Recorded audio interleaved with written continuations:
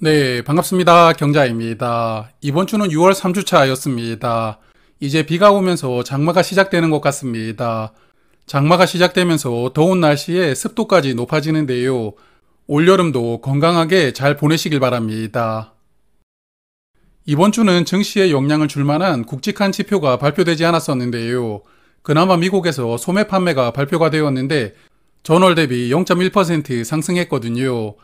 그래서 지난달 대비 소매 판매가 약간 늘어났지만 예상치가 0.3%였거든요. 예상치를 하회하는 수준으로 발표가 되었고, 그래서 미국도 지금은 소비가 조금씩 줄어들고 있는 추세인데 고금리가 계속되고 있잖아요. 그러므로 물가를 인상할 요인은 조금씩 줄어드는 추세라고 판단이 됩니다. 그리고 저번 주에 연준은 올해 금리를 한 번 정도 내릴 것이라고 점도표로 예고를 해주었는데요.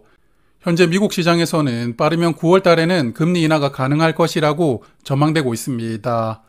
9월 달에 금리를 인하할 가능성이 65%로 전망이 되고 있는데 이제 2달 남았으니까요. 2달 동안 물가 지표가 어떻게 나오는지가 중요할 것 같습니다. 그리고 9월에 금리 인하를 하지 않는다면 11월에 한 번 하면서 올해 금리 인하는 마무리가 될 것이라고 생각합니다.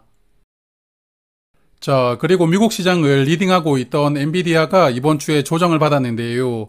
주중에 140달러를 찍었지만 140달러를 찍고 나서 이틀 만에 거의 주가가 10% 하락했습니다.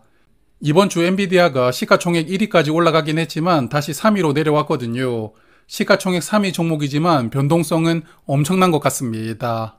요즘에 비트코인 매도하고 엔비디아를 산다는 분들도 있는 것 같더라고요. 이런 흐름을 보았을 때 엔비디아도 슬슬 꼭지에 오는 것은 아닌가 싶긴 한데 여하튼 다음 주 흐름이 어떻게 될지 주목을 해봐야 될 것 같습니다. 그리고 유럽은 이번 주에 소비자 물가지수를 발표를 했거든요. 전년 대비 2.6% 상승했는데 예상치에 부합하였습니다. 다만 최근까지 물가가 2%대 중반으로 유지되고 있다가 이번 달에 약간 상승했거든요. 그러므로 다음 달은 어떨지가 중요할 것 같습니다. 그리고 코스피는 목요일에 2800을 찍었지만 금요일에 하락하면서 2784포인트로 마감이 되었는데요. 이번 주에 삼성전자 보통주도 다시 8만원을 회복을 했지만 현재 코스피는 SK하이닉스와 현대차가 주도를 하고 있거든요. 하이닉스는 여전히 엔비디아 영향을 직접적으로 받고 있고 현대차도 인도 법인이 상장된다는 이슈로 신고가를 경신하고 있습니다. 그래서 2차전지 등 나머지 종목들은 여전히 소외가 되고 있고 특히나 코스닥 소형주들은 지금 암울한 터널을 계속 보내고 있습니다. 제가 보유하고 있는 삼성전자 우선주는 이번 주에 주가가 1% 하락했는데요. 보통주와 차이가 점점 벌어지는 느낌인데 아쉽습니다. 여하튼 7월에는 삼성전자 우선주도 저의 평단가 이상으로 올라오길 바라보고요. 평단가 이상에서는 800주만 남겨놓고 일부는 덜어낼 생각입니다. 자, 그러면 ISA 계좌를 조금 말씀을 드릴 텐데요. 이번 주에는 케이카마 매매를 했는데 주가가 갑자기 크게 올라오더라고요. 300주를 매도했고 그리고 또 다음날에 크게 빠졌습니다. 그래서 100주씩 다시 2번 매수를 해보았습니다. 그래서 케이카를 조금 말씀을 드릴 텐데 한행코라는 사모펀드가 최대 주주이거든요. 72% 지분을 보유하고 있기 때문에 이 종목의 물량 대부분을 장악하고 있습니다. 그리고 사모펀드는 특성상 투자비 회수가 최대 목표이기 때문에 K카 매각을 추진하고 있는데요. 그런데 현대차도 자체적으로 중고차 사업을 한다고 하고 그래서 살 기업이 마땅치 않은 것 같은데 이런 상황 속에서 자진 상폐를 할 수 있다는 가능성이 조금씩 언급이 되고 있거든요. 올해 초에 한행코가 운영하던 쌍용 CNE가 자진 상폐를 했었습니다. 그래서 이런 가능성에 대해서 이야기가 나오는 것 같은데 쌍용 CNE는 7,000원에 공개 매수를 했었거든요. 상폐 직전에 주가가 6,000원 아래였는데 공개 매수 가격이 현재 주가보다 1,000원 정도 높았다 보니까 K카도 이런 걸 기다리는 분들이 아마도 있었던 것 같습니다. 그래서 이번 주에 찌라시가 돌았던 것 같은데요. 화요일에 주가가 13% 정도 크게 상승하고 특히 동시호가 때 거의 7%를 상승시켜 버렸는데 여하튼 저도 15,000원에 300주를 팔았지만 이때 다 팔았으면 좋았겠지만 그래도 일부라도 팔 수 있었으니까 정말 다행이라고 생각하고요. 그리고 주가가 떨어진 다음날과 그 다음날에 200주를 다시 데리고 와보았습니다. 이 종목의 매매 동향을 보니까 기관, 특히 투신에서 대량 매수를 했던 것 같습니다. 이날 23만 주를 매수하면서 주가를 상승시켰던 주인공이었는데요. 그리고 다음 날부터 조금씩 정리하면서 주가가 다시 원위치 된 것 같은데요. 여하튼 K가 800주를 담을 생각이고 이제 600주를 보유하고 있으니까 200주가 남았거든요.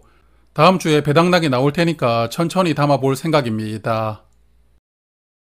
자, 그래서 계좌잔고를 보면 빅테크에 투자하는 월배당 종목들은 저번 주와는 큰 변화가 없었던 것 같고요. 그리고 타이거와 에이스, 빅테크 둘 중에서는 아무래도 성과가 에이스가 더 좋은 것 같거든요. 다음 주면 6월이 마무리가 될 테니까 다음 주에 한 달을 비교를 해볼 생각이고요. 그리고 미국 배당 다우존스와 KB스타 200 위클리도 저번 주보다 주가가 조금 더 나아졌고 SK텔레콤도 금요일에 주가가 상승했거든요. 저번 주보다 좋아졌습니다. 그리고 K카 이번 주에 큰 상승과 하락을 반복을 했지만 여하튼 주가는 평단가 이상으로 올라왔고요.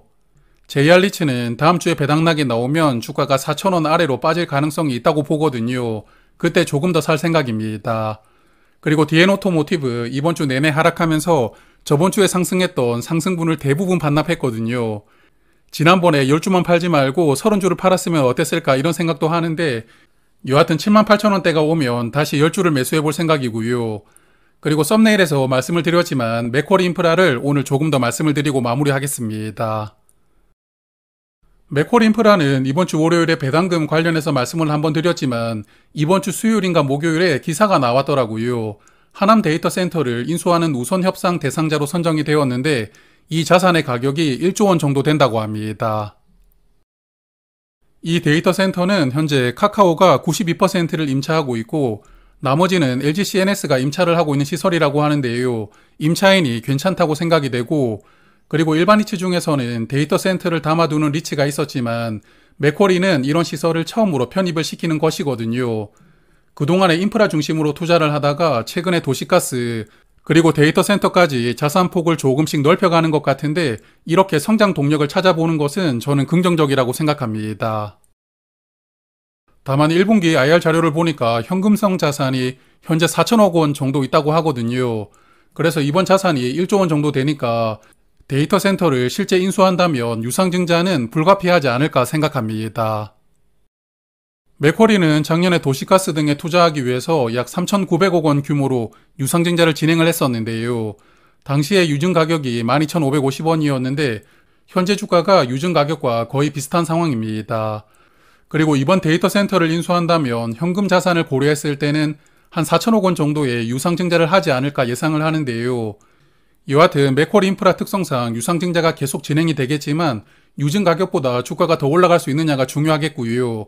그리고 가장 중요한 부분은 배당금이 꾸준하게 늘어날 수 있느냐가 중요하다고 생각합니다. 이번 주 월요일에도 말씀을 드렸지만 올해 상반기 배당금은 380원이었습니다. 예상했던 것보다 조금 적었는데요.